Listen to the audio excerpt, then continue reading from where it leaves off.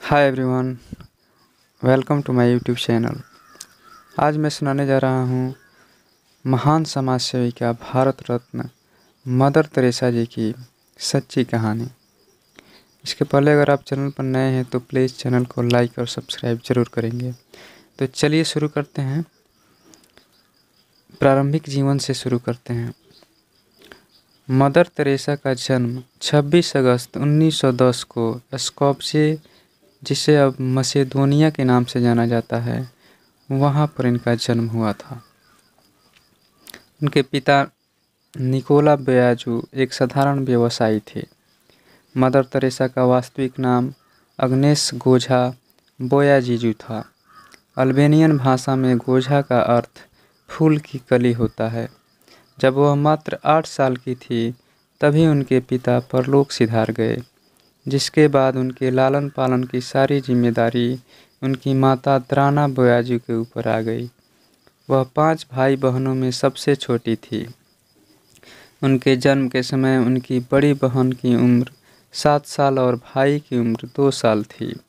बाकी 2 बच्चे बचपन में ही गुजर गए थे।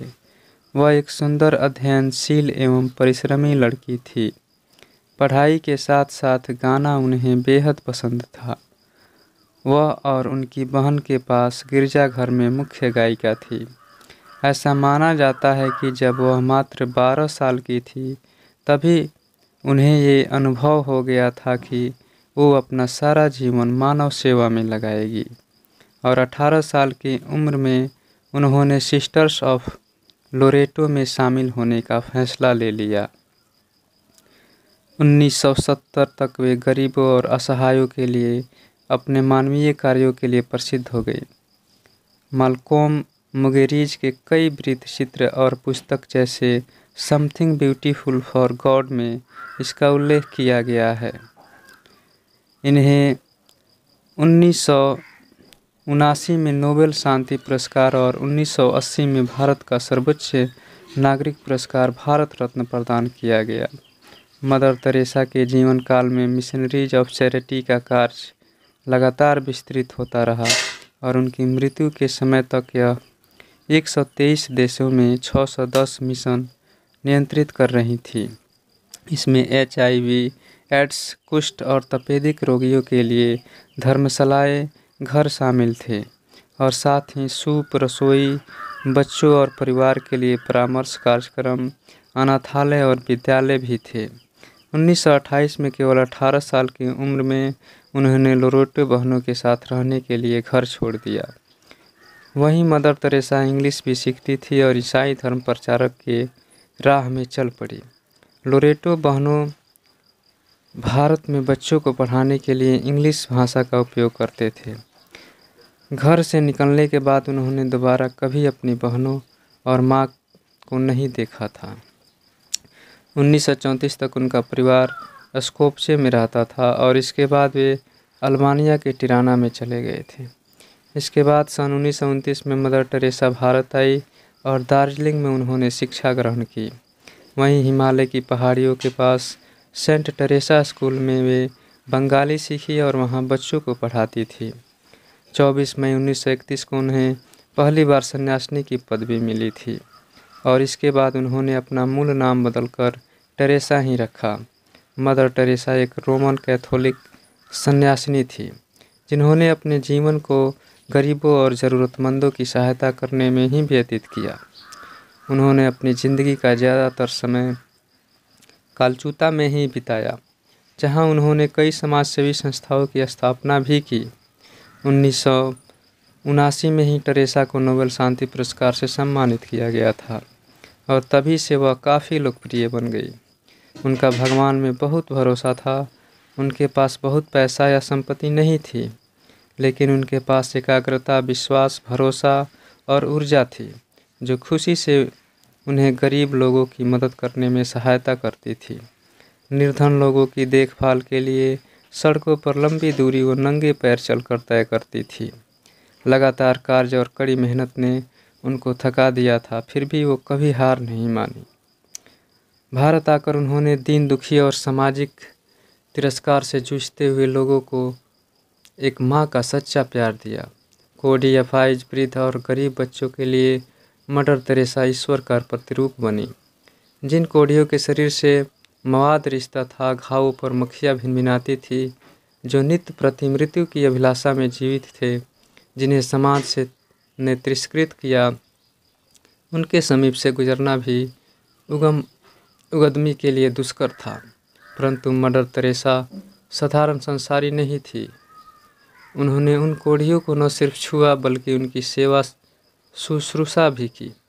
बड़े ही तन्मय भाव से, जिस प्रकार ईश्वर की भक्ति में लीन भक्त मदर तेरेसा दीन दुखियों की भक्त थी, उन्हें उनके शरीर से घृणा नहीं होती थी। उनके हृदय में दया, उगैर प्रेम का ऐसा सागर उमड़ता था कि रोगी स्वयं को निरोगी समझने लगते थे। मदर तेरेसा का एक ही धर्म था, मानव सेवा। सर्वधर्म समभाव की भावना को वे दिनहित समाहित रखती थी। उनके सेवा उद्देश्य वाले जीवन में सैकड़ों बाधाएं उत्पन्न हुई, परंतु उन्होंने डट कर इन बाधाओं का मुकाबला किया। हर अच्छे कार्य के आरंभ में बाधाएं आनी स्वाभाविक है। बाधाएं ही उद्देश्य की तरफ अग्रसर होने का साहस देती है। मदर तेरेसा ने ऐसी अनेक बाधाओं को अपनी दृढ़ता, सेवा और स्नेह से पराजित किया। सेवा।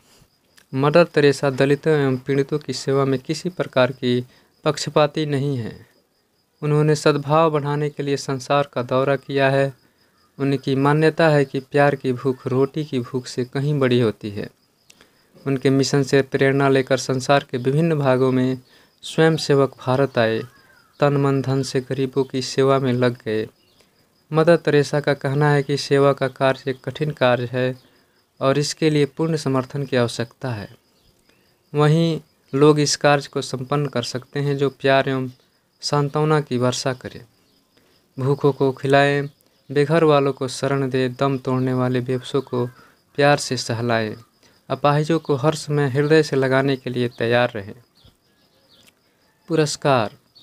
मदर तेरेसा को उनकी सेवाओं के लिए विविध पुरस्कारों एवं सम्मानों से विभूषित किया गया है। 1931 में उन्हें पोप जॉन 23वें का शांति पुरस्कार और धर्म की प्रगति के टेम्पलेटन फाउंडेशन पुरस्कार प्रदान किया गया। विश्व भारती विद्यालय ने उन्हें देशिकोत्तम पदवी दी, जो कि उसकी ओर से दी जाने वाली सर्वोच्च पदवी है। अमेरिका के कैथोलिक विश्वविद्यालय ने उन्हें डॉक्टरेट की उपाधि से विभूषित किया। भारत सरकार द्वारा 1962 में उन्हें पद्मश्री की उपाधि मिली। 1988 में ब्रिटेन द्वारा आयर ऑफ द ब्रिटिश एम्पायर की उपाधि प्रदान की गई।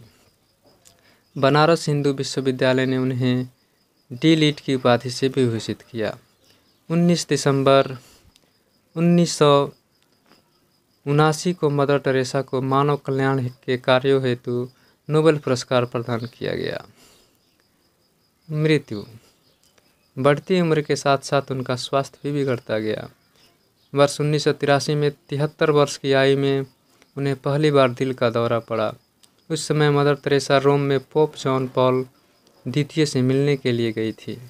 इसके पश्चात वर्ष 1989 में उन्हें दूसरा हृदयाघात आया और उन्हें कृत्रिम पेसमेकर लगाया गया। साल 1991 में मैक्सिको में निमोनिया के बाद उनके हृदय की परेशानी और बढ़ गई।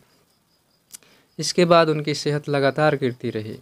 13 मार्च 1997 को उन्होंने मिशनरीज ऑफ चैरिटी के मुखिया का पद छोड़ दिया और 5 सितंबर 1997 को उनकी मौत हो गई।